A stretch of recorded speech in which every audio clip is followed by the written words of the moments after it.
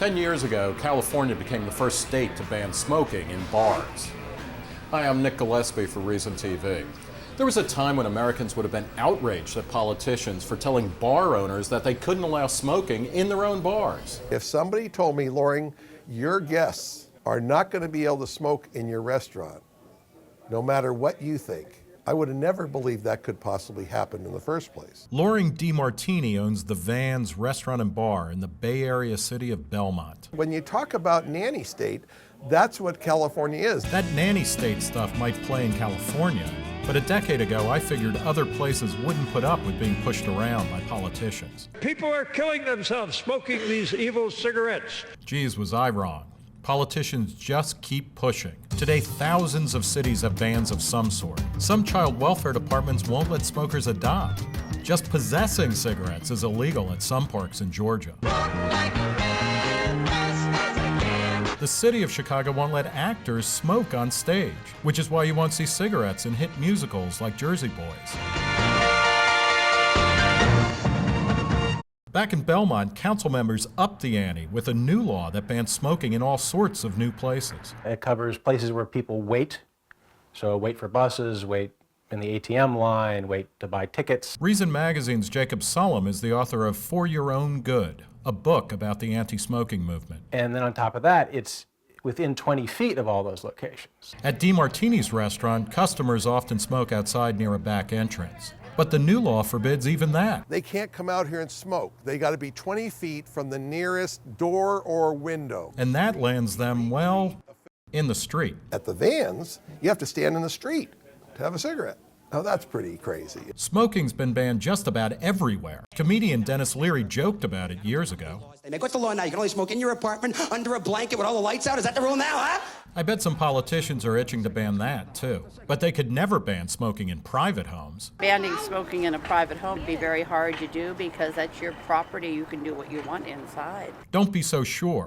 The most controversial part of Belmont's new law targets people who smoke in their own homes. I don't think you can really do that. You can smoke in a single-family residence, but you can't smoke if you share a ceiling or a floor with someone else. So that means people can't smoke in their own homes if they happen to live in an apartment or condominium. Last I checked, I'm pretty sure I live in America. David Scott rents an apartment in Belmont. When I get home every day from work, I like to sit down and have a cigarette. I mean, what I do in my house is my deal and not anybody else's. If Scott does this once the new law takes effect in January and his neighbor complains, he might just get a visit from a police officer. The cops are outside. We know you have the cigarettes. Come out of the house with the cigarettes above your head. Enough citations, you can be evicted for smoking inside your own apartment. How about that? Comedy becomes reality. You'll never get me, copper. I'm never coming out, see? I got a cigarette machine right here in my bedroom. Yeah, see? Yeah. It was after a resident at this retirement home complained about smelling smoke from his neighbor's unit that the Belmont City Council took up the cause of in-home smoking. One of the council members who voted for the ban was Dave Warden. We've heard from many, many people over the last year that have no option. Their option is to move. Their option is to die. Anti-smoking ads suggest that smoke wafts through vents and walls and hurts little kids. It was something then Mayor Coralyn Feuerbach worried about. I am thinking of the children. That is the most important thing. Not necessarily of the restaurants, not necessarily of the condos, but of the children in this community. Children, children, children. Look, smoking is one of the worst things you can do to your body. But how dangerous is secondhand smoke? It's legal to have a gun in your apartment, but you can't shoot it through the wall because you're affecting somebody else. If smoking is like shooting a gun through the wall, then we should ban smoking in apartments. A 2006 Surgeon General report examined people who live with smokers, breathing secondhand smoke in close quarters year after year. The report declared that secondhand smoke increases a non-smoker's risk of lung cancer by about 20 to 30%. It's not a bullet through the wall, but it still sounds bad. The council has the right to enact ordinances for the health, safety, and welfare of the population of Belmont. Politicians in Belmont and elsewhere use the report to justify strict bans. But what does a 20 to 30% increase in risk really mean? You're talking about a very small risk of lung cancer in non-smokers to begin with, less than 1% lifetime risk. and then you're boosting it by maybe 20%, maybe 30%. It's still below 1% lifetime risk. And this is for people who live with smokers for decades.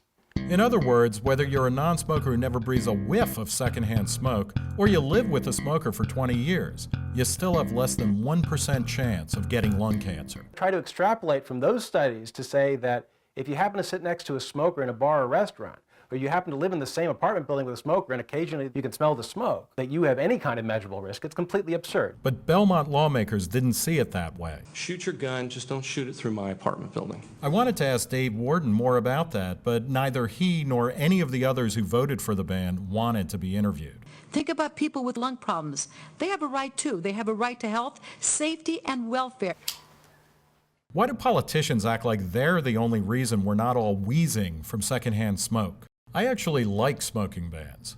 I just don't like it when the government does the banning. Our guests tell us overwhelmingly that a smoke-free environment is very important to them. Big hotel chains like Marriott and Westin have gone smoke-free because their customers hate smoking. Apartment owners and countless other businesses are eager to cater to non-smokers. And remember the retirement home that was at the center of the Belmont ban? The smoking resident was grandfathered in from an old policy, but the current policy is no smoking.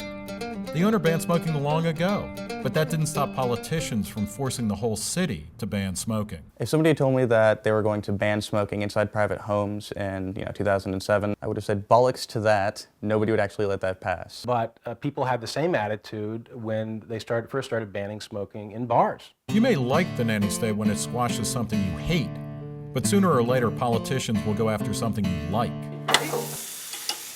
Well, next it'll be you won't be able to barbecue outside your house if you're in Belmont. Some places have already banned outdoor grilling. Trees and flowers can irritate people with asthma and allergies. How long till some politician wants to ban your begonias? You see, I just wish more people would love freedom more than they hate tobacco. Tobacco is a no-win situation for all of us. And if we can't stop ourselves, the government should help us stop. And Belmont's not alone. Recently, other cities have passed laws that target in-home smoking. And that is our responsibility, to take care of everybody. This isn't the American way. Our founding fathers didn't expect that we weren't capable of running our own country. I mean, that's we the people is what we're trying to do. And they're saying, no, you're the people that we need to take care of. And I'm sitting there going, I don't think I need you to take care of me. How far will the bans go? Don't ask me. 10 years ago, I had no idea that the bureaucrats would be barging through our front doors. For Reason TV, I'm Nick Gillespie.